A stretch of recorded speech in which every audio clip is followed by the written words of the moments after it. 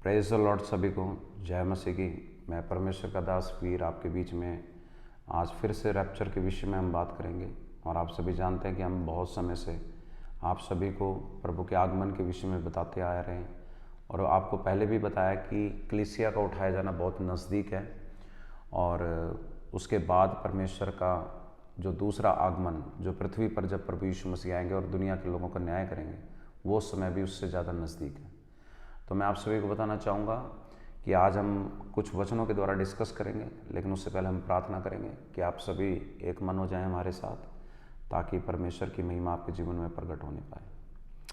स्वर्गीय पिता, आपका धन्यवाद करते हैं कि आज का दिन आपने दिया, और आपकी स्तुति करते हैं, आपकी महिमा करते हैं कि ये समय आपने ही हमें दिया कि हम तेरे वचन पे मनन करें।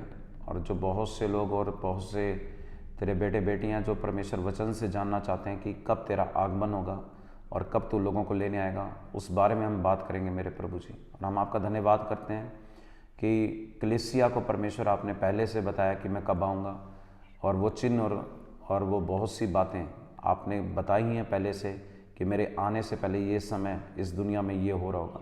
मैं विश्वास करता हूँ कि जो कोई परमेश्वर उन चिन्हों के ऊपर और उस आने वाली घटनाओं के विषय में पहले से जानता होगा, तो वो अपनी तैयारी कर पाएगा। मैं प्रार्थना करता हूँ कि हमें रैप्चर के लिए, यानी कि कलीसिया को उठाए जाने के लिए हमें तैयार रहना चाहिए, क्योंकि हम परमेश्वर तेरी उस पवित्र दुल्हन के समान है जिसको तू स्वर्ग से लेने के लिए आ रहा है। हम आपका धन्यवाद करते हैं कि आज जो हम वचन के द्वारा हम बातचीत करें, उसमें से सभी को प्रभु जी आशीष मिले, और सभी के जो क्वेश्चन हैं, जो उनके प्रश्न हैं, उनका उत्तर उनको मिलने पाए। हम ये सारा धन्यवाद आपको देते हैं और आपकी स्तुति करते हैं और आपकी महिमा करते हैं। ये प्रार्थना हमारे प्रभु यीशु मसीह के नाम से मांगते हैं। सुनो रे पिता, ग्रहण कीजिए। आमीन। आमीन। तो हम पिछली बार डिस्कस कर रहे थे, आपको याद भी होगा कि हम यीशु मसीह के आगमन के विषय में हमने बताया था कि रैप्चर वो है जो कलीसिया को उठाए जाना है, और दूसरा आगमन के समय पूरी दुनिया प्रभु यीशु मसीह को देखेगी। तो अभी हम सीधा वचन में चलेंगे ताकि हम उस पर मेडिटेशंस कर सकें। और मैं बताना चाहूँगा कि आप जहाँ कहीं से भी इसमें हमें देख रहे हैं, प्रभु का वचन आपको बहुतायत से आशीष मिले। हम पहले वचन में जाएंगे लूका अध्याय के अंदर, ताकि आप सभी को कोई डाउट ना रहे, सभी को समझने वालों को। 17 अध्याय के अंदर हम पढ़ेंगे, और उसके 22 में से हम पढ़ेंगे, 22 से लेकर 28 तक उसको हम पढ़ेंगे।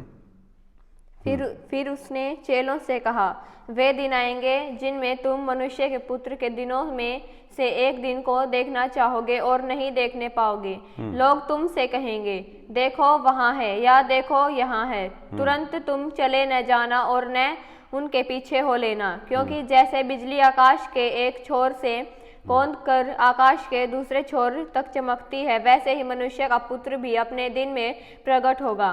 परंतु पहले अवश्य है कि वह बहुत दुख उठाए और इस युग के लोग उसे तुच्छ ठहराएं। जैसा नूह के दिनों में हुआ था, वैसा ही मनुष्य के पुत्र के दिनों में भी होगा। जिस दिन तक नूह जहाज पर न चढ़ा, उस दिन तक लोग खाते पीते थे और उनमें विवाह होते थे। तब जल प्रलय ने अब आकर उन सब को नष्ट किया, और जैसे लूत के दिनों में हुआ था कि लोग खाते पीते, लेन देन करते, पेड़ लगाते और घर बनाते। परंतु जिस दिन लूत सदोम से निकला, उस दिन आग और गंधक आकाश से बरसी और सब को नष्ट कर दिया। मनुष्य के पुत्र के प्रकट होने के दिन भी ऐसा ही होगा। आमीन। आमीन। अभी यहाँ से बहुत ही सिंपल वे से मैं आपको समझाऊंगा, क्योंकि यहाँ वचन में 22 में हमने पढ़ा कि वे दिन आएंगे जिसमें तुम मनुष्य के पुत्र के दिनों में से एक दिन को देखना चाहोगे, लेकिन देखने नहीं पाओगे। अब यीशु ने ये कौन सा समय बताया जब यीशु इस दुनिया का क्या करने आ रहा है? न्याय करने आ रहा है। और न्याय का दिन आने से पहले उसने ये कहा कि एक दिन तुम देखना चाहोगे, लेकिन देखने नहीं पाओगे। यानी एक क्रूसिस टाइम का मतलब दुखद वाला समय होगा वो, कि लोग चाहेंगे कि हम लंबी आयु जिएं, लेकिन उसमें लंबी आयु जी भी नहीं पाएंगे। एक दिन भी देखना चाहेंगे, लेकिन देखने नहीं पाएंगे।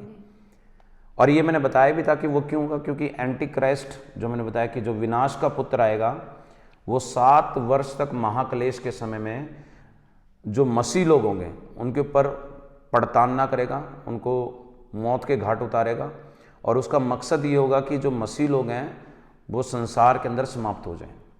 और ये बाइबल इस बारे में क्यों बताती है? क्योंकि जब हम प्रोफेसियों के बारे में पढ़ते हैं, भविष्यवाणियों के बारे में पढ़ते हैं, तो वहाँ पर यह भी जिक्र आता है कि विनाश के पुत्र को समय 7 साल का दिया है, जो हमने दानियल की पुस्तक में पढ़ा था कि 70 हफ्ते किसने ठहराए थे? परमेश्वर ने दानियल को। और 69 वीक्स, आपको याद होगा जब हमने दानियल के 9 अध्याय के 24 में पढ़ा था कि 70 हफ्ता ठहराने के बाद 62 हफ्ते जब बीतेंगे तो यीशु का जो अभिषेक प्रधान का काटा जाना और उसके हाथ कुछ ना लगना। और वहाँ वचन में पढ़ा था कि वो टोटल 69 वीक्स होंगे, यानी 59 हफ्ते पूरे होने के बाद जो आखिरी हफ्ता बच जाएगा वो एंटी क्राइस्ट यानी विनाश के पुत्र को दिया जाएगा। अब वो समय जो यीशु मसीह के मुर्दों में से जी उठने का समय था वो 69 वीक्स कंप्लीट हो चुके हैं। हालेलुया, क्योंकि वहां पर दानियल ने उस प्रोफेसी को बताया था। अब बाइबल ये बताती है कि वो दानियल की जो प्रोफेसी है वो ऑलमोस्ट कंप्लीट हो चुकी है, लेकिन हम कौन से समय में जी रहे हैं? हम चर्च एज के समय में जी रहे हैं। चर्च एज यानी कलीसियाओं के युग में जी रहे हैं। अब पूरे विश्व में कलीसियाएं हैं और बाइबल कहती है कि कलीसियाओं का उस दुख के समय में प्रवेश करने से पहले परमेश्वर उस कलीसिया को इस संसार से उठा लेगा, क्योंकि कलीसिया किसकी दुल्हन है? परमेश्वर की। अब वचन ये कहता है कि जो अभी हमने पढ़ा 23 में कि लोग तुमसे कहेंगे देखो वहां है, देखो यहां है। What is the meaning of that? इसका मतलब क्या है? इसका मतलब ये है कि बहुत से लोग कहेंगे कि यीशु मसीह यहां पर है, यीशु मसीह वहां पर है, तो तुम उनके पीछे मत हो लेना, तुम ना चले जाना ना उनके पीछे हो लेना। यानी कि वो यीशु मसीह के रूप में कौन आएगा? विनाश का पुत्र। वो खुद को क्या बताएगा? मसीह बताएगा। और तुम धोखा मत खाना, उसके पीछे मत हो लेना, क्योंकि यीशु मसीह का एक बार दुनिया में आना, मरियम के पेट से जन्म लेना और मुर्दों में से जी उठना और उसके बाद पिता के पास जाने के बाद वो सीधा अब कलीसिया को उठाने के बाद अंत में इस पृथ्वी पर न्याय करने के लिए आएगा। तो बहुत से लोग जो ज्ञान नहीं, परमेश्वर के वचन को जानते नहीं, ज्ञान प्राप्त किए नहीं है, उनको ऐसा लगता है कि यीशु मसीह अब धरती के ऊपर रहने के लिए आएगा, क्योंकि बाइबल ये कहती है जो उसने काम करना था वो पूरा कर चुका है, क्योंकि उसने क्रॉस पे क्या कहा था कि जो हुआ वो पूरा हो चुका है। The all prophecy has to be completed, यानी वो सारी प्रोफेसी पूरी हो चुकी है। अब वचन ये कहता है कि तुम भरमाए ना जाओ, इसलिए उस विनाश के पुत्र के आने पर तुम ये ऐसा मत करना कि तुम उसके पीछे चले जाओ, या जो वो बोल रहा है कि इधर कोई हमने मसीह को देखा है, उधर मसीह को देखा है, तुम उस पर विश्वास मत करना। ये कौन सा पर्टिकुलर वचन कौन सा? ये 22 और 23 यीशु के आगमन के विषय में, और मैं इसी के ऊपर जोर देना चाहता हूं, क्योंकि कई लोग सोचते हैं कि यीशु का आगमन और रैप्चर दोनों इकट्ठे हैं। एक छोटी सी नॉलेज की बात है, मैंने उस दिन भी आपको बताया था, यहूदा की पुस्तक के पहले अध्याय के 14 में क्या लिखा था, पढ़ो एक बार, कि हनोक जो 7वीं पीढ़ी में अब्राहम के वंश से था, पढ़ो। हनोक ने भी जो आदम से 7वीं पीढ़ी में था, इनके विषय में यह भविष्यवाणी की, देखो प्रभु अपने लाखों पवित्रों के साथ आया कि सबका न्याय करे और सब भक्तिहीनों को उनके अभक्ति के सब कामों के विषय में जो उन्होंने भक्तिहीन होकर किए हैं, और उन सब कठोर बातों के विषय में जो भक्तिहीन पापियों ने उसके विरोध में कही है, दोषी ठहराई। बस अभी यहां से क्लियर हो गया कि हनोक एक ऐसा व्यक्ति था जिसको परमेश्वर ने उसके विश्वास के कारण, और उसने परमेश्वर को खुश किया था, इसलिए उसको परमेश्वर ने उठा लिया था। और हनोक के विषय में यह कहा जाता है कि हनोक ने जो प्रोफेसी की है, उसने ये बात पहले से जान ली थी कि जो पवित्र लोग हैं वो किसके साथ आएंगे? परमेश्वर के साथ आएंगे। अब परमेश्वर के साथ कैसे आ सकते हैं? अगर परमेश्वर न्याय करने सीधा आएगा तो एक क्वेश्चन है। तो अगर वो अकेला आएगा तो उसके साथ स्वर्गदूत होने चाहिए। ये पवित्र लोग कहां से आ गए? क्योंकि बाइबल ये कहती है, लूका के 18 अध्याय में लिखा है कि जितने भी लोग मसीह मरते हैं वो सब के सब कहां जाते हैं? मसीह लोग अब्राहम की गोद में जाते हैं। अभी और दूसरा ये कि जो मसीह लोग नहीं होते वो कहां जाते हैं? जो मसीह लोग नहीं होते वो कहां जाते हैं? वो गंधक और आग जहां जल रही है वो वहां पर वो जाते हैं। हालेलुया। अब ये वचन ये क्यों मैं आपको दे रहा हूं, क्योंकि आप में से बहुत से लोग हैं जो इस वचन के ऊपर शायद नहीं जानते, लेकिन बाइबल ये समझाती है कि वहां पर कि जो मसीह लोग हैं उन लोगों को परमेश्वर मुर्दों में से जी उठाता है, जब वो मुर्दों में से खुद यीशु मसीह जी उठता है। ये वचन हमने पढ़ा था मत्ती के अंदर, उस दिन याद होगा आपके कि जब यीशु मुर्दों में से जी उठा था तो बहुत से पवित्र लोग जी उठे थे। What is the meaning of that? कि जो मुर्दा लोग थे जो अब्राहम की गोद में से, उनमें से बहुत से पवित्र लोग क्या हो गए थे? जी उठे थे। और इट इज मीन कि उनकी स्पिरिट अब परमेश्वर के साथ है। दूसरा, जो पवित्र कलीसिया है वो लाखों लोगों में है जो हनोक ने बताई थी। हनोक क्या कह रहा है कि मैंने लाखों लोगों को प्रभु के साथ आते हुए देखा, न्याय करते हुए। न्याय करने के समय वो साथ आ रहा है। कौन आ रहे हैं? वो लाखों लोग। अब ये लाखों लोग कौन है? कलीसिया है ये, और ये कलीसिया पहले उठाई जाएगी। और ये वचन हम कहां पढ़ रहे हैं? देखो 26 में,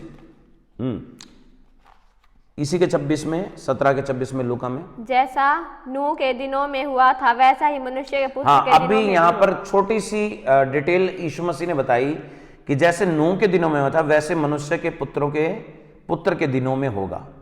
मनुष्य के पुत्र के दिनों में होगा। एक होता है मनुष्य के आगमन के समय होगा, एक है मनुष्य के पुत्र के दिनों में होगा। डिफरेंस है। एक होता है कि न्याय करने के लिए आ रहा है, लेकिन एक कह रहा है पुत्र के दिनों में। इट इज मीन कि उसके ले जाने के लिए, कलीसिया को ले जाने के लिए के दिनों में क्या होगा?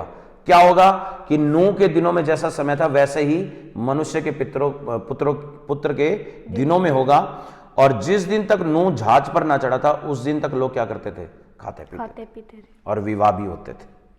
It is mean same condition होगी जब कलीसिया उठाई जाएगी। और कलीसिया उठाए जाने के समय भी ऐसे ही हालात होंगे दुनिया में। शादियां हो रही होगी, विवाह हो रहे होंगे, लोग सामान खरीद रहे होंगे, सब अपनी जिंदगी ऐसे जी रहे होंगे जैसे नॉर्मल लाइफ है। नूह के समय में क्या हुआ था? नूह के समय में यह हुआ था कि नूह को परमेश्वर ने पहले ही बताया था कि मैं इस पृथ्वी को क्या करने वाला हूं? जलमग्न करने वाला हूं, जल प्रलय लेके आने वाला हूं, नाश करने वाला हूं। और जब नूह को पता चला तो नूह ने क्या करा था? जहाज बनाया था। तो सेम वार्निंग आज प्रभु के दास लोग भी दे रहे हैं कि कलीसिया अपने आप को क्या करो? बचाओ, तैयारी करो। और लोग कहते हैं नहीं, हंसते हैं, अरे क्या जरूरत है प्रॉफिट जी, क्या जरूरत है पास्टर जी, ये सब बकवास की बातें नहीं होने वाली है, यीशु नहीं आने वाला है। ऐसे ही वहां लोग उसमें कहते थे बाढ़ आने वाली नहीं है। तो वो जो बाढ़ से डर नहीं रहे थे, मौत से डर नहीं लग रहा था जिनको, तो वो क्या हुआ? बाद में मारे गए। तो सेम कंडीशन है कि जो इस समय परमेश्वर से डर नहीं रहे हैं, उनको लग रहा है कि परमेश्वर और लेट कर रहा है, डिले कर रहा है, या उसके आने में समय लगेगा। तो मैं बताना चाहता हूं आप सभी को कि दानियल की जो भविष्यवाणी है वो आज से 2000 साल पहले प्रोफेसी की गई थी। और उसमें उसने क्लियर बता दिया था कि यहूदियों का क्या होगा, अन्य जातियों का क्या होगा। यहूदियों का क्या होना है? यहूदियों में से परमेश्वर ने, बाइबल में लिखा है कि यहूदियों को परमेश्वर ने महाकलेश के समय से पहले लोगों को भी बचाना है, और कुछ महाकलेश में से होकर भी लोग जाएंगे यहूदियों में से। लेकिन जो चुने हुए लोग हैं, यानी इट इज मीन जो परमेश्वर के अपने चुने लोग, जो खास लोग हैं, अन्य जातियां भी हो सकती है, इजरायली लोग भी हो सकते हैं, उनको परमेश्वर क्या करेगा? पहले उठा लेगा। और ये वचन कहां लिखा है? ये वचन आप मेरे साथ पढ़ो, निकालिए प्रकाशित वाक्य में, उसके 3 अध्याय के अंदर, और उसके सीधा डायरेक्ट पढ़ो मेरे साथ 10 में, 3 के 10 में। तूने मेरे धीरज के वचन को थामा है, इसलिए मैं भी तुझे परीक्षा के उस समय बचा रखूंगा जो पृथ्वी पर रहने वालों के परखने के लिए सारे संसार पर आने वाला है। मैं शीघ्र ही आने वाला हूँ। जो कुछ तेरे पास है उसे थामे रहे कि कोई तेरा मुकुट छीन न ले। जो जय पाए उसे मैं अपने परमेश्वर के मंदिर में एक एक खंभा बनाऊंगा और वह फिर कभी बाहर न निकलेगा। और मैं अपने परमेश्वर का नाम और अपने परमेश्वर के नगर अर्थात नए यरूशलेम का नाम जो मेरे परमेश्वर के पास से स्वर्ग पर से उतरने वाला है और अपना नया नाम उस पर लिखूंगा। जिसके कान हो वह सुन ले कि आत्मा कलीसियाओं से क्या कहता है। आमीन। अभी यहाँ पर ध्यान से आपने अगर वचन पढ़ा हो तो ये कलीसियाओं के विषय में लिखा है कि 7 कलीसियाएं हैं, 7 ही परमेश्वर की आत्माएं हैं। ये कलीसिया का क्या नाम है? फिलफिया की कलीसिया। और फिलफिया की कलीसिया के बारे में एक ही बात लिखी गई है जो अच्छी है। वो क्या बात है? कि तूने मेरे धीरज के वचन को क्या करा है? थामे रहा है। आज यही आप सभी के लिए मैसेज है जो मुझे देख रहे हैं, जो आज वचन को सुनते नहीं है, मानते नहीं है। एक समय ऐसा आएगा कि परमेश्वर तुम्हारी नहीं सुनेगा। आज जो कोई वचन को मान रहा है, उसको थामे हुआ है वचन को, तो वो आने वाली विपत्ति से क्या हो जाएगा? बचा लिया जाएगा। क्योंकि यहां क्या लिखा है कि 10 में कि तूने मेरे धीरज के वचन को क्या करा है? थामा है, इसलिए मैं तुझे परीक्षा के उस समय से बचाए रखूंगा जो पृथ्वी पर रहने वालों के परखने के लिए सारे संसार पर आने वाला। बिल्कुल क्लियर लिखा है। अभी जो ये महाक्लेश का समय आने से पहले लोग कह रहे हैं कि अभी भी तो प्रॉब्लम चल रही है। प्रॉफिट जी, प्रॉब्लम तो चल ही रही है कि बीमारियां आ रही है, कोविड-19 आया, महारोग आए, बीमारियां आई बहुत सी, बहुत लोग मर गए। लेकिन बाइबल ये कहती है कि जो आखिरी के 7 साल होंगे, जब विनाश के पुत्र यानी कि एंटी क्राइस्ट के पास समय आएगा, तब वो सब लोगों के ऊपर एक ही फरमान निकलवाएगा कि अगर किसी ने वो जो 666 की चिप यानी पशु की छाप की जो उसने छाप किसी व्यक्ति ने नहीं लगाई तो उसको जान से मार दिया जाएगा। सेम कंडीशन जो नबूकदनेस्सर के साथ हुई थी। नबूकदनेस्सर ने क्या कहा था दानियल को कि तेरे ये जो 3 संगी भाई हैं, इसने मेरी मूर्त के आगे सर नहीं झुकाया। अभी इनको कहां गिरेंगे हम? आग के भट्टे में। क्यों गिरा था? क्योंकि उन्होंने उसके आगे सर झुकाया नहीं था। अब जो पक्के मसीह हैं वो तो मूर्ति पूजा नहीं कर सकते और ना ही वो शैतान के आगे झुकेंगे। तो इट इज मीन कि जब वो समय आएगा, जब विनाश का पुत्र दुनिया में आएगा, तो उसके आगे भी बहुत से जो सच्चे लोग होंगे वो इनकार कर देंगे कि हम ये पशु की छाप नहीं लगाएंगे। और फिर वो क्या करेगा? वो परमिशन निकाल लेगा कि ये सारे जितने भी मसीह लोग हैं ये क्या करें? मार दिए जाए। अब यहां बाइबल ये कहती है कि वो महाक्लेश का समय, ट्रिब्यूलेशन का जो टाइम आएगा, उस परीक्षा की घड़ी आने से पहले क्या करेगा? परमेश्वर उनको उठा लेगा। क्योंकि अभी आपने ये पढ़ा कि वो समय तुम्हें मैं क्या करूंगा? उस परीक्षा से बचाए रखूंगा। बचाने का मतलब उठा लूंगा, वहां पर रहने ही नहीं दूंगा, उस परीक्षा में जाने ही नहीं दूंगा तुम्हें। क्योंकि वो इतना बुरा समय होगा, इतनी, आप सोच के देखो, पूरे संसार में मान लो मौत का फरमान निकाल रखा है मसीहियों के लिए, तो ये मसीह कैसे बच सकते हैं? बच ही नहीं सकते। क्योंकि अगर अर्थ पे होंगे, पृथ्वी पे होंगे, तो सबके लिए परमिशन है कि इन सबको पकड़ो और मारो। क्योंकि वचन में यीशु ने भी कहा था कि बहुत बतेरे तुम्हें मेरे नाम से पकड़वाएंगे, महासभाओं में सौंपेंगे, तुम्हारे घर के भी अपने पकड़वाएंगे और तुम्हें बहुत कुछ सताएंगे, तो तुम दुखी मत होना। वो समय, ये वही समय है। लेकिन उस समय से पहले कैसे परमेश्वर हमें बचा सकता है? कलीसिया को उठाने से। और एक वचन और पढ़ो इसी के अंदर, 4:1 में पढ़ो, जो मैंने बताया था यूहन्ना ने ये दर्शन देखा था। इन बातों के बाद जो मैंने दृष्टि की तो क्या देखता हूँ कि स्वर्ग में एक द्वार खुला हुआ है और जिसको मैंने पहले तुर्री के से शब्द से अपने साथ बातें करते सुना था, वही कहता है, यहाँ ऊपर आ जाओ और मैं वे बातें तुझे दिखाऊंगा जिनका इन बातों के बाद पूरा होना आवश्यक है। हाँ, आमीन। अभी यहां से क्लियर है कि ये अभी तक 3rd चैप्टर तक प्रकाशित वाक्य में कलीसियाओं के बारे में बताया गया था। लेकिन 4थे चैप्टर के स्टार्ट होती क्या देख रहा है यूहन्ना, जो पतमुस टापू के ऊपर ये बाइबल के इन वचनों को लिख रहा था, तब उसने आत्मा में क्या देखा कि मुझे परमेश्वर ने आत्मा के अंदर कहां बुला लिया? स्वर्ग के अंदर उठा लिया। शरीर धरती पर है, स्पिरिट को कहां उठा लिया? स्वर्ग में। और बाइबल ये कहती है कि अगर वो स्वर्ग गया था तो परमेश्वर ने उसको स्वर्गदूत के द्वारा स्वर्ग में इसलिए बुलाया ताकि वो जो आगे घटना होनी है भविष्य में, वो पहले से क्या कर सके? दिखा सके। और जो अगर उसको रैप्चर किया परमेश्वर ने, उठा लिया, यहां क्या लिखा है, ऊपर आ, लिखा है ना यहां पर, मैं वे बातें दिखलाऊंगा जिनका इन बातों के बाद पूरा होना अवश्य है। व्हाट इज द मीनिंग, कि क्या होने के बाद क्या होने वाला है? उसका मतलब है कि पहले कलीसिया उठाई जाएगी, फिर दुनिया के अंदर विपत्ता और परेशानियां, महामारियां शुरू हो जाएंगी। और ये जो उठाया जाना है, ये सारी कलीसिया को उठाया जाना है। यूहन्ना भी उस समय उठाया गया कलीसिया के साथ साथ, यानी कि अब भी उनकी आत्मा जीवित है अब्राहम की गोद में, या आप कह सकते हैं कि वो पहले स्वर्ग दूसरे स्वर्ग में होंगी, तो वो भी उठा ली जाएगी जब यीशु मसीह आएगा। क्योंकि बाइबल में लिखे कि पहले मुर्दा जी उठेंगे, फिर जो हम है वो क्या होंगे, बदल जाएंगे। ऐसे न्याय होगा दुनिया का। और यहां पर वचन में हम जब देख रहे हैं, इसको पढ़ रहे हैं, तो अभी हम वचन में जाएंगे तो क्लियर आपको समझ में आएगा। देखो अभी हम सीधा पहले थिस्सलुनी के अंदर जाएंगे और वहां पर आप पढ़ो।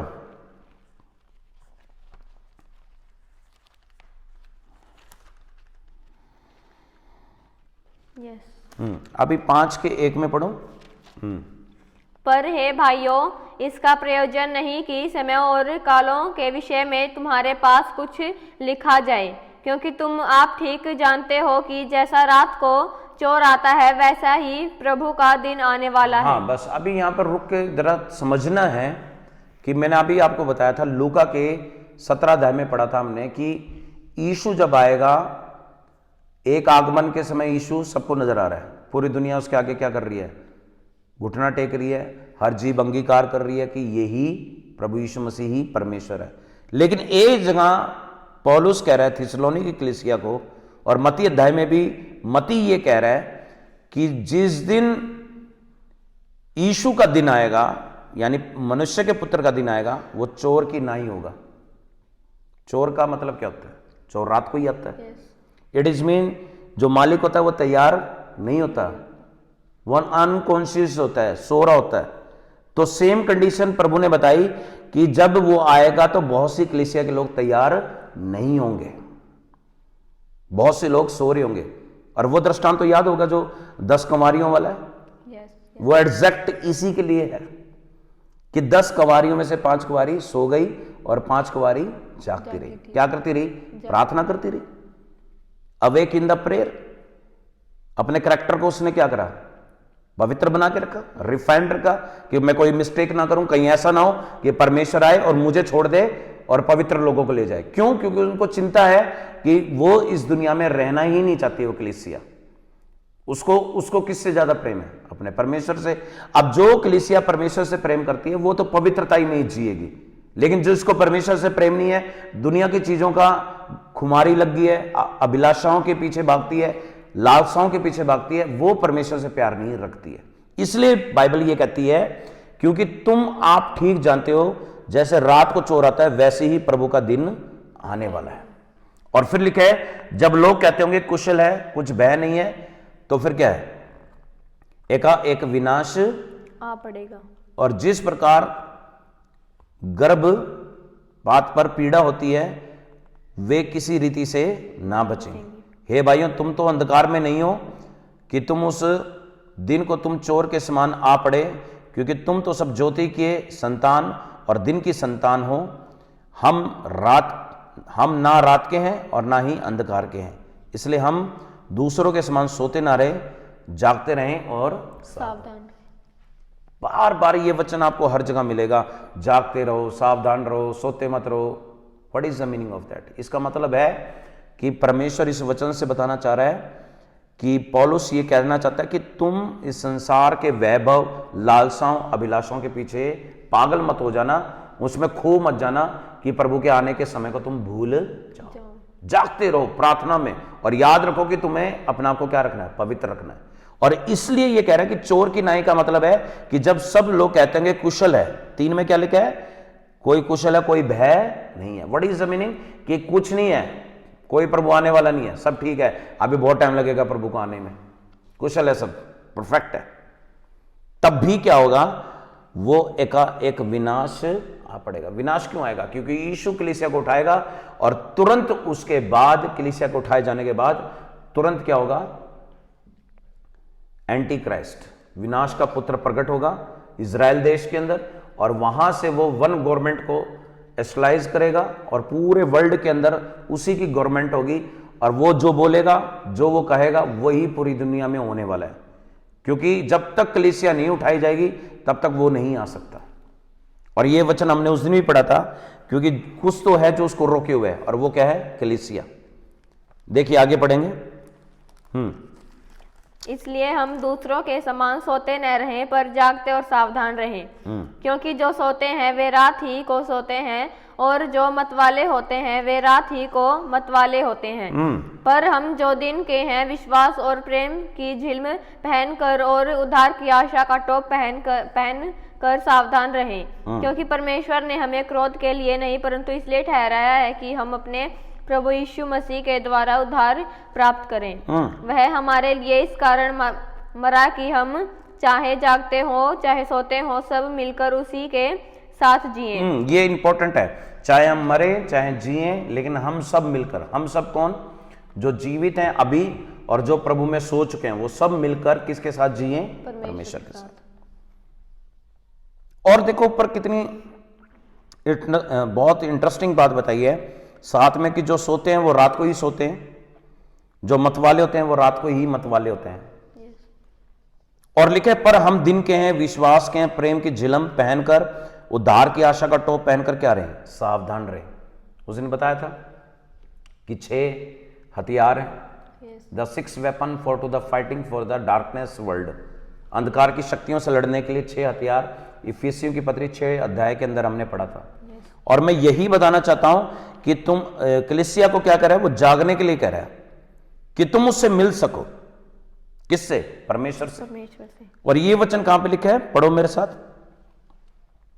13 में पढ़ो, इसी के 4 के 13 में। हे भाइयों, हम नहीं चाहते कि तुम उनके विषय में जो सोते हैं अज्ञानी रहो। ऐसा न हो कि तुम दूसरों के समान शोक करो जिन्हें आशा नहीं। क्योंकि यदि हम विश्वास करते हैं कि यीशु मरा और जी भी उठा, तो वैसे ही परमेश्वर उन्हें भी जो यीशु में सो गए हैं उसी के साथ ले आएगा।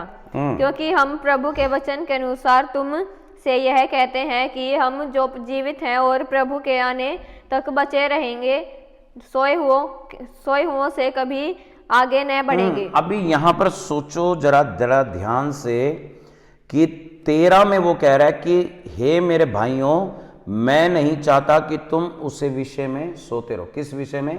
कलीसिया के उठाए जाने के, रैप्चर के विषय में। आज सबसे कॉमन चीज क्या है पता है? कि कलीसिया तो बहुत बन रही है, लेकिन कलीसियाओं में ये बात नहीं बताई जा रही कि कलीसिया को जल्दी तैयार होना है। क्या होना है? जल्दी।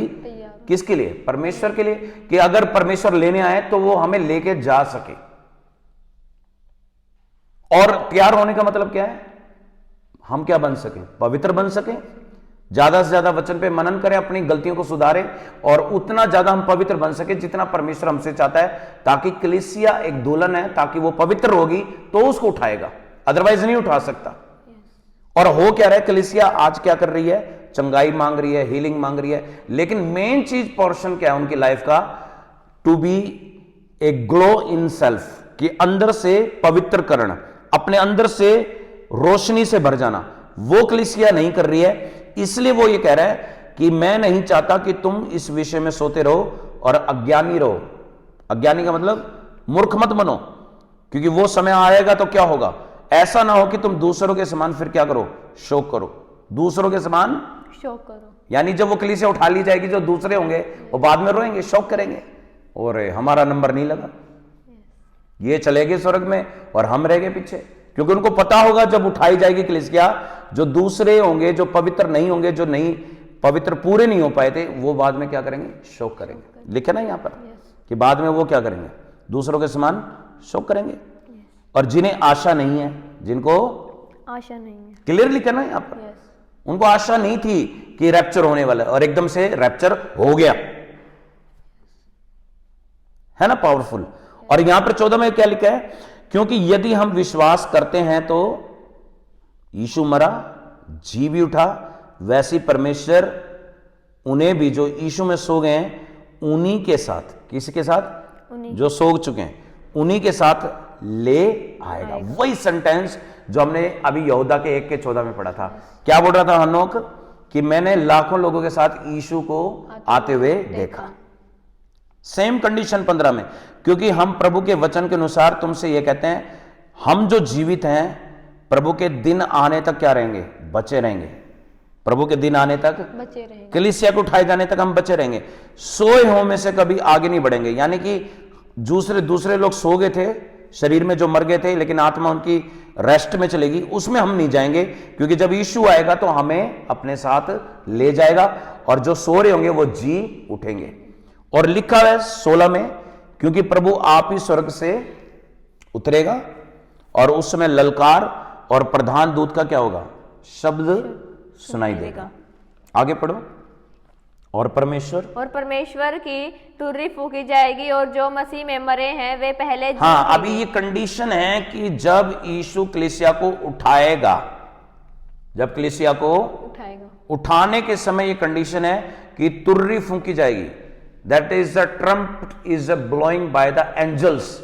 एक स्वर्गदूत के द्वारा तुर्री फूकी जाएगी और जैसी तुर्री फूकी जाएगी, पहले जो मुर्दे हैं वो क्या उठेंगे? जी उठेंगे। वो मुर्दे जी उठेंगे। सोच के देखो, एक ऐसी कोई इंस्ट्रूमेंट हो बजाने वाला परमेश्वर के पास कि वो बजाने पर ही मुर्दे जी उठते हैं। और वो उस दिन हो और वो आज तक बजाई ना गई हो वो तुर्री, लेकिन जिस दिन वो बजाई जाएगी तो सबसे पहले कौन जी उठेंगे? मसीह में जो सोए हुए हैं। आदम से लेकर अब तक जितने भी सोए लोग हैं वो सब पवित्र लोग क्या होंगे? जी उठेंगे। यानी कि वो नई देह पहन लेंगे। और जो मैंने उस दिन भी बताया था 1 कुरिन्थी के 15 अध्याय में कि जैसे मसीह का पुनरुत्थान हुआ था, हम सभी मसीहों का भी पुनरुत्थान, रिसरेक्शन यानी हम शारीरिक देह छोड़कर हम स्पिरिचुअल बॉडी को पहनेंगे जो स्वर्ग में जाने के लिए जरूरी है। और यहां पर क्या लिखा है कि 17 में, तब हम जो जीवित हैं वो क्या हो जाएंगे? बचे रहेंगे। बचे रहेंगे। इट इज मीन कि टू बी, इंग्लिश बाइबल में लिखा है to be change, to be transform यानी कि जो पहले दिखते थे हम वैसे नहीं दिखेंगे। यीशु जब मुर्दों में से जी उठा था वैसा दिखता था जैसा पहले था? नहीं था ना। वो कैसे पता चलता है? जब मरियम मगदलीनी कब्र के पास बैठी होती है तो यीशु मुर्दों में से जी उठने के बाद उसको पहले दिखाई देता है और वो उसको क्या समझती है? ये इस बाग का क्या है? माली है। और वो कहती है, हे रबूनी होता है गुरु, कि कहीं तूने मेरे यीशु को देखा है? किसी ने उसकी लाश को चुरा लिया है। तो वहां पर यीशु जो परिवर्तित हो चुका होता है, फिजिकल बॉडी की जगह स्पिरिचुअल बॉडी पहन रहा है, तो वो ये कहता है, बेटी वो यीशु मैं हूं। तो what is the meaning of that? इसका मतलब है कि जो हमारी शारीरिक देह है हम वैसे दिखने वाले नहीं है जब हम बाद में जी उठेंगे।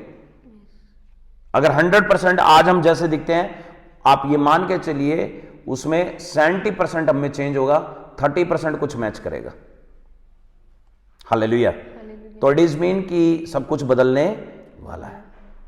अब यहां से देखो क्या लिखा है कि 17 में कि जो हम जीवित हैं वो क्या हो जाएंगे? बचे रहेंगे और उनके साथ बादलों पर क्या उठा लिए जाएंगे कि हम प्रभु को हवा में प्रभु से मिले। अगर हम इसको पढ़ते हैं अजीब सा नहीं लगता कि हवा में कैसे मिलेंगे? कई लोग इस बात पर हंसते हैं, कहते हैं कि ये कोई मूवीज थोड़ी ना है प्रॉफिट जी। हम भी कहते हैं कोई मूवीज तो है नहीं ये लाइफ। हम भी ये कहते हैं कि ये तो सच्चाई है दुनिया की। तो हम कैसे परमेश्वर को बादलों में मिल सकते हैं, हवा में मिल सकते हैं? क्योंकि मैंने उस दिन भी बताया था, वचन आपकी याद भी होगा, कि जहां पर लोथ होगी वहां पर गिद्ध भी होंगे। गिद्ध क्या है? मसीह लोग हैं। और लोथ कौन है? यीशु मसीह है। अब लोथ अगर आएगी तो गिद्ध जमीन पर तो रहते नहीं है, उनको उड़ के जाना पड़ता है। तो सेम कंडीशन है, उनको भी परमेश्वर के पास जाना पड़ेगा या बादलों पर उसके पास पहुंचना पड़ेगा, जहां पर वो चोर की नाई हमें लेने के लिए आएगा। और लिखा हुआ है इस रीति से हम सदा के लिए उसके साथ रहेंगे, फिर अलग नहीं होंगे। इस प्रकार से इन सब बातों से एक दूसरे को क्या दिया करो? शांति, पीसनेस दिया करो। कि कोई नहीं, अगर तुझे यहां का कुछ नहीं मिला लेकिन तू वहां तो प्रभु के साथ रहने वाला है। इससे एक दूसरे को क्या दिया करो? शांति दिया करो। कि बेचैन मत हो, चिंता मत करो, जो यहां पर हो रहा है वो कुछ समय के लिए, लेकिन उसके बाद हम हमेशा किसके साथ रहने वाले हैं? परमेश्वर के साथ। अब एक वचन इसी में हम पढ़ते हैं,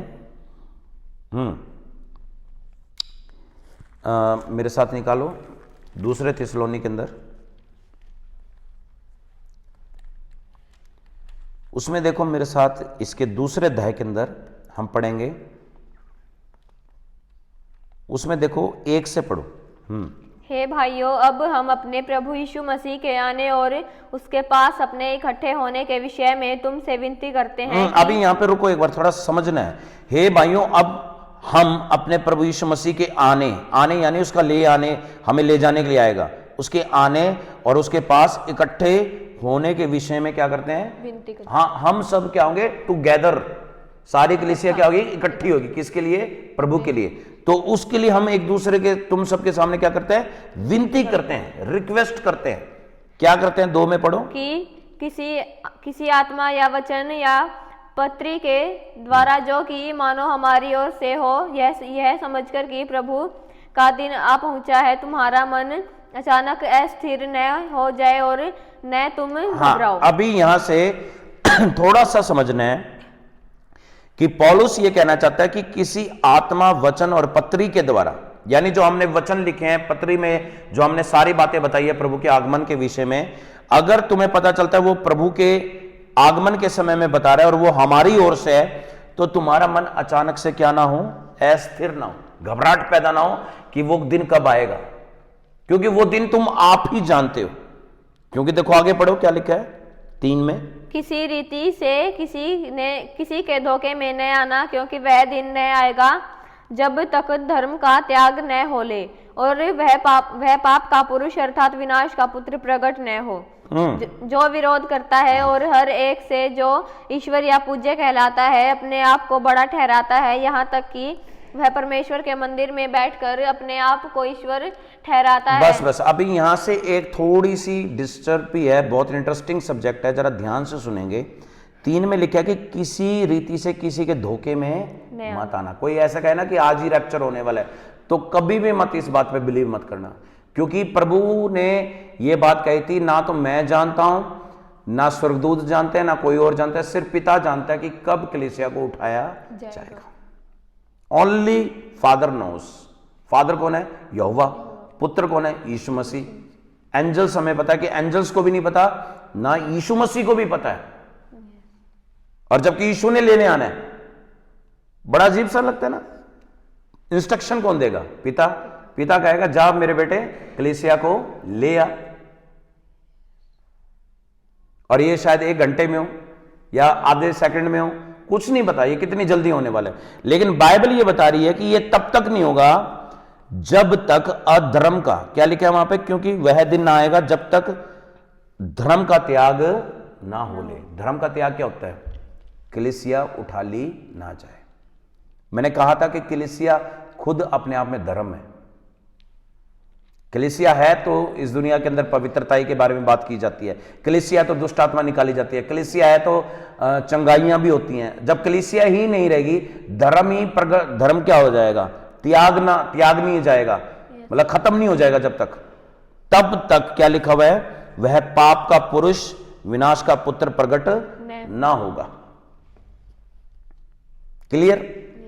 यहां से कितना सिंपल समझ में आ रहा है कि कलीसिया जब तक रहेगी, धर्म का त्याग नहीं होलेगा, तब तक विनाश का पुत्र भी प्रकट नहीं होगा। और जब विनाश का पुत्र प्रकट हो गया तो वो लिखा हुआ 4 में, जो विरोध करता है और हर एक जो ईश्वर और पूज्य कहलाता है अपने आप में, अपने आप को क्या करता है? बड़ा ठहराता है। और यहां तक कि वो परमेश्वर के मंदिर में बैठकर अपने आप को क्या कराता है? ईश्वर कहलाता है। ये वो टाइम है जब कलीसिया उठा ली जाएगी, और 1 वर्ष के अंदर, कलीसिया उठाए जाने के बाद 1 या 2 वर्ष के अंदर वो खुद विनाश का पुत्र कहां पर बैठ जाएगा? उस मंदिर में जहां पर यीशु मसीह प्रचार करता था। क्योंकि लिखा ना कि वो अपने आप को पूज्य कहलवाएगा, जबरदस्ती कहलवाएगा लोगों से कि तुम मेरी आराधना करो, मैं हूं यीशु मसीह। और लिखा हुआ ना कि वो अपने आप की बड़ाई करता है, वो अपने आप को बड़ा ठहराता है, और यहां तक कि परमेश्वर के मंदिर में बैठकर क्या कहलाता है? अपने आप को ईश्वर कहलाता है। यानी अपने आप को खुद बोलेगा कि मैं यीशु मसीह हूं। फिर लिखो उसमें, देखो क्या लिखा हुआ है, क्या तुम्हें स्मरण नहीं है कि जब मैं तुम्हारे पास था तो मैं तुम ये बातें तुम्हें कहा करता था। यानी कि मैंने कलीसियाओं को ये बातें बहुत शुरू से समझाई है कि ये बातें होंगी आगे चल के। और 6 में लिखा है कि, पढ़ो 6 में, तुम उस वस्तु को जानते हो जो उसे अभी रोक रहा है कि वह अपने ही समय में प्रकट हो। हाँ देखो ये लिखा हुआ है कि एंटी क्राइस्ट को रोकने वाली वस्तु अभी तक दुनिया में है, और वो कौन है? पवित्र आत्मा। आप सोच के देखो, जब पवित्र आत्मा की सामर्थ्य से दुष्ट आत्मा निकलती है तो क्या पवित्र आत्मा विनाश के पुत्र को दुनिया में आने देगी? नहीं आने देगी। जब तक नहीं आने देगी जब तक सारी कलीसिया तैयार होकर प्रभु के पास चली नहीं जाती। लेकिन कुछ लोग बचेंगे उनमें से जो मसीह तो होंगे लेकिन वो अच्छे मसीह नहीं होंगे, उनकी कैटेगरी अलग है। वो दुख उठाकर महाक्लेश में से गुजरेंगे। किनके साथ? शैतान के समय में। वो किस तरह के लोग होंगे? वो उस तरह के लोग होंगे जिन्होंने वचन तो सुना लेकिन अपना मन परिवर्तन नहीं किया। चंगाई तो उन्होंने देखी अपनी आंखों से, चंगाई पे बिलीव करा, हीलिंग पे बिलीव करा, दुष्ट आत्मा पे बिलीव करा निकलते हुए, लेकिन उन्होंने अपने मन के अंदर परिवर्तन नहीं करा। ये वो लोग हैं जिन्होंने अपने अंदर 9 पवित्र आत्मा के फल लेके नहीं आए, 9 पवित्र आत्मा के वरदान और फलों से रहित रही, और कभी परमेश्वर को अपने उद्धारकर्ता को पर्सनली जानने की कोशिश नहीं की। क्या जो ये मतलब कलीसिया में लोग आते हैं, कुछ तो लोग पवित्र होते हैं लेकिन पाप करते हैं कुछ लोग, तो क्या उनको प्रभु जब कलीसिया को उठाने आएगा, क्या प्रभु उनको भी लेके जाएगा? जो मतलब कलीसिया में तो आते हैं। ये एक अच्छा क्वेश्चन है, और मैं बताना चाहता हूं कि सारी कलीसिया के अंदर से चुने हुए लोगों को परमेश्वर उठाएगा। सारी कलीसिया नहीं उठने वाली है। कई लोगों के दिमाग में ये गलतफहमी है कि अगर एक कलीसिया में 10 लाख लोग हैं या 10,000 लोग हैं तो सारे 10,000 लोग परमेश्वर उठा लेगा। नहीं, उनमें से जो जागती होगी। आपको वो दृष्टांत याद है जो हमने मत्ती के 25 में पढ़ा था कि 10 कुंवारियों में से 5 कुंवारी तैयार थी, 5 कुंवारी तैयार। ये कलीसिया है, 10 कुंवारियां, इसमें से 5 तैयार है और 5 सेम कंडीशन है आज भी कलीसियाओं के अंदर। अगर कलीसिया में 10,000 लोग हैं तो मान के चलो उसमें से 1,000-2,000 लोग ही तैयार हैं, बाकी तैयार नहीं है। और इससे यह क्लियर होता है कि परमेश्वर किनको उठाएगा? सिर्फ वो लोग जो तैयार होंगे, जो किसकी बाट जो रहे होंगे? परमेश्वर की। अब यहां देखो, यहां पर क्या लिखा हमने 6 में पढ़ा कि तुम वस्तु को वो जानते हो जो उसे रोक रहा है और वह अपने समय में क्या होगा? प्रकट हो। क्योंकि धर्म का भेद अब भी कार्य करता है, पर एक रोकने वाला है। वो कौन है? होली स्पिरिट। जब तक वह ना हो तो वह उसे क्या करेगा? रोके रखेगा। तब वह अधर्मी प्रकट होगा जिसे प्रभु यीशु मसीह अपने मुंह की फूंक से मार डालेगा। क्या जब वो विनाश का पुत्र जब धरती पे आएगा तो कलीसियाओं के साथ पवित्र आत्मा को भी उठा लिया जाएगा कि वो विनाश का पुत्र आए धरती पे? कलीसिया जब उठाई जाएगी तो उसके बाद कलीसिया के उठाए जाने के साथ साथ पवित्र आत्मा को भी उठा लिया जाएगा, यानी उसके कामों को उठा लिया जाएगा। पवित्र आत्मा रहेगा तो सही जब तक वर्ल्ड का एंड नहीं हो जाता, लेकिन उस समय किसी को मदद नहीं पहुंचेगी जैसे आज मदद पहुंचती है। आज क्या होता है? आज कोई प्रेयर करता है तो सिंपली प्रेयर करते वो चंगाई पा लेता है, लेकिन उसके बाद कलीसिया को उठाए जाने के बाद पवित्र आत्मा जो अब काम कर रही है वो उस समय काम नहीं कर पाएगा, यानी उसके काम बंद हो जाएंगे। पवित्र आत्मा छोड़ेगा नहीं धरती को, लेकिन still they have the tribulation time. परीक्षा का समय इतना भयंकर हो जाएगा कि लोग प्रार्थना तो करेंगे लेकिन उनकी सुनवाई नहीं होगी। ये डिफरेंस है। और देखो एक इसमें एक 8 में पढ़ो, देखो वहां से थोड़ा क्लियर होगा।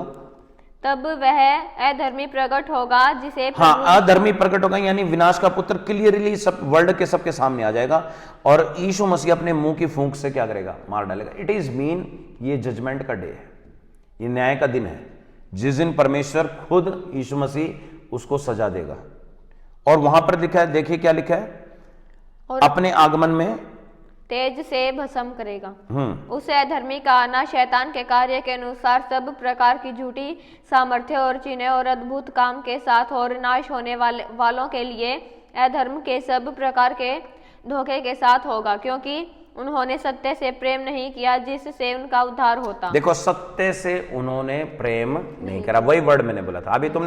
आपने पूछा था ना ये वर्ड की कि वो कौन से लोग होंगे जिनको परमेश्वर उठाएगा। मैंने कहा कि उन्होंने सत्य से प्रेम किया जिन्होंने, और जिन्होंने सत्य से प्रेम नहीं करा, झूठी सामर्थ्य और झूठी चीजों पे बिलीव करा, वो कहां गए सारे? वो उस महाक्लेश के समय में गुजर कर जाएंगे। इसलिए मैं कहता हूं कि कलीसिया में सामर्थ्य के काम इतने जरूरी नहीं है। ठीक है, मिरेकल होने जरूरी है, मैं मानता हूं, लेकिन एक बार मिरेकल हो गया, 2 बार हो गया, 10 बार हो गया, तो ऐसे मत कहो कि मैं जिंदगी भर मिरेकल देखना चाहता हूं, क्योंकि आपका फेथ तो बन चुका है। मिरेकल हो गया तो किसकी ओर से? परमेश्वर की ओर से। अब आपको क्या करना है? प्रभु पे बिलीव करना है, और अगर चाहे मिरेकल ना भी करे तब भी परमेश्वर के पीछे सत्य को जानना है कि परमेश्वर हमसे क्या चाहता है। अब यहां पर छोटी सी बात को देखो, समझो, आगे पढ़ लो। उसमें उस अधर्मी का ना शैतान के कार्य के अनुसार उन सब प्रकार की झूठी सामर्थ्य और झूठी सामर्थ्य, अब झूठे कार्य करके दिखाएगा उसमें शैतान। मैंने उस दिन भी बताया था कि जैसे यीशु मसीह ने जितने चमत्कार करे वैसे सेम चमत्कार एंटी क्राइस्ट भी करेगा, विनाश का पुत्र यानी शैतान का पुत्र भी करेगा। वो भी चिन्ह दिखाएगा, अद्भुत काम करेगा। अब कई लोग बोलते हैं कि कैसे शैतान का पुत्र भी काम कर सकता है जो यीशु करता है। तो मैं आपको इंफॉर्मेशन देना चाहता हूं कि जब मूसा फिरौन के पास गया था तो फिरौन के पास तंत्र विद्या करने वाले तांत्रिक लोग उसके पास खड़े रहते थे। तो मूसा ने क्या करा था? लाठी जो परमेश्वर ने उसको दी थी उसमें सामर्थ्य दी थी। अब उसने क्या करा? मूसा ने सांप बनाया, लाठी को घेर दिया नीचे, और जैसे नीचे घेरा तो वो तुरंत सांप बन गया। तो उसी समय जो राजा के साथ, फिरौन राजा के साथ, मिस्र देश के राजा के साथ जो तांत्रिक लोग थे, उन्होंने भी कहा कि हम भी कर सकते हैं, कोई बड़ी बात नहीं है। उन्होंने भी सांप बना दिए। तो some people are the not understand, कुछ लोग समझ नहीं पाते कि ये शैतान ने चमत्कार किया है या परमेश्वर, क्योंकि दोनों के चमत्कार लगभग सेम है। इसलिए लोग धोखा खाते हैं, चमत्कार के पीछे भागते हैं, तो शैतान भी चमत्कार कर रहा है तो सोचते हैं ये परमेश्वर कर रहा है। नहीं, परमेश्वर जो चमत्कार करता है वो एवरलास्टिंग करता है। एवरलास्टिंग का मतलब संपूर्ण चंगाई देगा, संपूर्ण हीलिंग करेगा, संपूर्ण दुष्ट आत्मा को निकाल देगा, उसमें कोई अंश नहीं रह जाते। तो सेम प्रोसेस है यहां पर कि जो हमने पढ़ा कि वो झूठी सामर्थ्य के काम करेगा, चिन्ह दिखाएगा, अद्भुत काम करेगा, और नाश होने वालों के लिए क्या करेगा? अधर्म के सब प्रकार के धोखे के साथ होगा। हाँ, अधर्म के, देखो जो नष्ट होने वाले हैं उन सभी को वो धोखा देगा। अब बहुत से लोग क्या सोचते हैं कि एक वचन तुम्हें याद होगा, शायद मैं बताना चाहता हूं कि यीशु ने कहा था कि मेरे भेड़ मेरा शब्द सुनती। आज कलीसिया में बहुत से लोग बैठते हैं, उसमें से कुछ गिने चुने लोग वचन पे पूरा ध्यान लगाते हैं। क्यों लगाते हैं? किसकी आवाज है वो? प्रभु यीशु मसीह। अब प्रभु यीशु मसीह हमारा क्या है? चरवाहा है। हम उसकी बात को बड़े ध्यान से सुनते हैं, तो इसका मतलब क्या है? हम उसकी आवाज को पहचानते हैं। लेकिन जब शैतान अपने समय में आएगा और वो भी प्रचार करेगा, जैसे यीशु मसीह प्रचार करके गया, तो सेम प्रचार करेगा, तो लोग उसकी बातों पर क्या करेंगे? विश्वास करेंगे। कौन लोग? जो नाश होने वाले हैं, हम लोग नहीं। कुछ मसीह लोग होंगे उस समय में भी, उस महाक्लेश में, वो विश्वास नहीं करेंगे यीशु मसीह पर, ना सॉरी एंटी क्राइस्ट पर, कि ये एंटी क्राइस्ट जो कह रहा है वो सच बोल रहा है। क्योंकि एंटी क्राइस्ट ऐसी ऐसी लुभावनी बातें बोलेगा कि सारे जितने भी देश के राजा यानी प्राइम मिनिस्टर लोग हैं वो सब उसकी बातों में आ जाएंगे, और उन सब नाश होने वालों का क्या होगा? जैसे लिखा है कि नाश होने वालों के लिए अधर्म के साथ उनका सब प्रकार के धोखे के साथ होगा। क्योंकि उन्होंने सत्य से प्रेम नहीं किया, और उनका उससे जिनका उनका उद्धार हो सकता था। क्लियर है? तो उसके बाद ये क्या मतलब बात आ जाती है? 11 में और पढ़ो। इसी कारण परमेश्वर उनमें एक भटका देने वाले सामर्थ्य को भेजेगा कि वे झूठ की प्रतीति ये थोड़ा समझ में नहीं आता लोगों को। कई लोग पूछते हैं कि प्रॉफिट जी कि परमेश्वर के हाथ में आज भी दुष्ट आत्मा है। देखिए, आप लोगों को, कई लोगों को समझ में डाउट होता है। शाऊल था, वो पहला राजा था, और दाऊद भी राजा था, बनने वाला था। लेकिन लिखा है कि जब शाऊल के ऊपर से पवित्र आत्मा उठ गया तो परमेश्वर ने एक दुष्ट आत्मा को भेजा। किसके पास? शाऊल के पास। आप कहेंगे कि दुष्ट आत्मा को सरदार तो शैतान है, शैतान ने करना चाहता था ये काम, परमेश्वर ने कैसे किया? इसका मतलब ये है इनडायरेक्ट वे में कि परमेश्वर ने जब किसी के ऊपर से पवित्र आत्मा को हटा लेता है तो शैतान खुद अपनी दुष्ट आत्मा उसके पास भेज देता है। प्रोटेक्शन भी कौन करता है? पवित्र आत्मा। अब पवित्र आत्मा नहीं रहेगा तो दुष्ट आत्मा आएगा, कॉमन सेंस है। तो सेम बात है कि परमेश्वर ने जब पवित्र आत्मा ही उठा लिया जगत से, अभी बोल रहे थे ना यहां पर पवित्र आत्मा उठा लिया है, तो उठाने के बाद क्या होगा कि एक भटका देने वाली सामर्थ को भेजेगा, एक झूठी आत्मा को भेजेगा कि वो सब उस झूठ से क्या करें? प्रतीति करें, यानी शैतान के पुत्र को ही मान लें कि ये यीशु मसीह ही है। एक जगह लिखा हुआ है बाइबल में कि परमेश्वर ने कईयों को स्वर्ग के लिए बनाया, कईयों ने नरक के लिए बनाया। कुछ लोग ऑलरेडी नरक के लिए बने हैं और कुछ लोग पहले से ही तैयार है कि वो स्वर्ग जाए। लेकिन जो स्वर्ग जाने वाले हैं उनको परमेश्वर क्या कर रहा है? आज वचन के द्वारा सुधार रहा है और उनको पवित्र कर रहा है, ताकि उनका सारा दिमाग और दिल कहां चला जाए? परमेश्वर के। और वचन में भी लिखा है कि गेहूं के साथ गुण भी पिसता है। गेहूं कौन है? मसीह लोग हैं। और गुण कौन है? जो शैतान के लोग हैं। सिंपल सी बात है कि हमें जज करने के लिए परमेश्वर ने पवित्र आत्मा को रखा है, और इसलिए प्रभु ने कहा कि जिस पर मेरा आत्मा होगा वही जन्म मेरे होंगे। अगर हम पर पवित्र आत्मा है तो हम किसके जन हैं? परमेश्वर के। अगर हम पे पवित्र आत्मा नहीं है, चाहे हम जैसे प्रेयर भी करते हो और चाहे हालेलुया बोलते हो, तो भी हम परमेश्वर के नहीं है, फिर हम किसके हैं? शैतान के। तो इट इज ए क्लियर कि परमेश्वर इस वचन के द्वारा हमें यह समझाना चाहता है कि हम इस बात में सावधान रहे कि परमेश्वर का पुत्र जब आएगा, चोर की नाई आएगा, अपने लोगों को उठा लेगा, लेकिन जब विनाश का पुत्र आएगा वो तब आएगा जब कलीसिया उठा ली जाएगी। और कलीसिया को उठाए जाने का समय बहुत नजदीक आ पहुंचा है। क्योंकि मैं ये इसलिए कह रहा हूं क्योंकि कलीसिया ऑलरेडी अंत के दिनों में जी रही है। अगर हम 1 तीमोथी 2 तीमोथी में जाते हैं, वहां पर बिल्कुल क्लियर लिखा हुआ है कि जब अंत के दिनों के अंदर तुम देखो कि एक माता पिता का कहना बच्चा ना माने, स्वार्थी कोई व्यक्ति आपको नजर आता है और संसार के अंदर अधर्म बढ़ता हुआ नजर आता है, तो ये सब अंत के दिनों के क्या है? लक्षण है। अंत के दिनों की शुरुआत हो चुकी है, यानी ये चीजें तो बहुत सालों से चल रही है, यानी अंत की शुरुआत ऑलरेडी हो चुकी है। अब अंत का समय निकट आने से पहले, यीशु का धरती पर आने से पहले वो कलीसिया को उठाना बहुत जरूरी है। क्योंकि अगर कलीसिया महाक्लेश में चली गई तो शैतान और दुष्ट आत्माएं उनको मार कर नरक में बांध देगी, और परमेश्वर यानी खुद यीशु मसीह ये बात चाहता नहीं कि कोई उसकी कलीसिया को कोई ठेस पहुंचाए या कोई दुख पहुंचाए।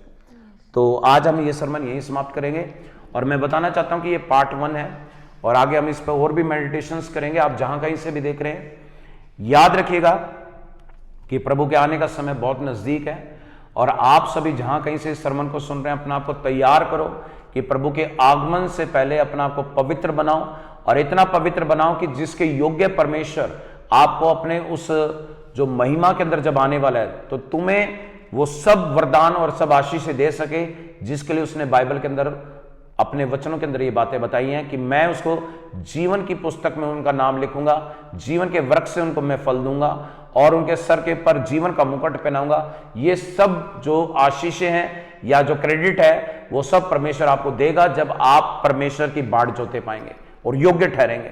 और मैं बताना चाहता हूं कि आप सभी जहां कहीं से भी देख रहे हैं, अपने आप को प्रिपेयर कीजिए, अपनी आत्मा और सच्चाई से प्रभु के नजदीक आए, सब बातों को भूलकर अपने शत्रुओं को माफ कर कर, किसी का न्याय ना कर कर अपना न्याय करो। सिर्फ अपने बारे में सोचो कि मैं पवित्र हूं या नहीं हूं। अगर नहीं है तो अपने लिए प्रार्थना करें आज ही, और कहें परमेश्वर कि जितने मैं गुनाह छुप के करता हूं या ओपनली करता हूं, उन सब बातों के लिए मुझे क्षमा करो, और मुझे सच में एक नया जीवन तेरी ओर से दे, ताकि पवित्र आत्मा की छाप मुझ पर लगाई जाए। और जब आप मुझे लेने आए जगत के अंदर, तो जैसे पवित्र आत्मा उठाया जाएगा, वैसे ही हम सभी जो कलीसिया है, पवित्र कलीसिया, वो भी उठाए जाएंगे। और मेरा विश्वास है कि आप जब ये प्रार्थना करेंगे इस तरह से, और प्रभु के सामने दीनता से हम्बल होकर परमेश्वर से बातचीत करेंगे, तो परमेश्वर निश्चय ही आपको उत्तर देने वाला है। तो सभी को प्रेज द लॉर्ड, परमेश्वर आप सभी को आशीष दे, और आने वाले दिनों के अंदर परमेश्वर की आगमन से पहले अपना आपको तैयार करें। सबको जय मसीह की।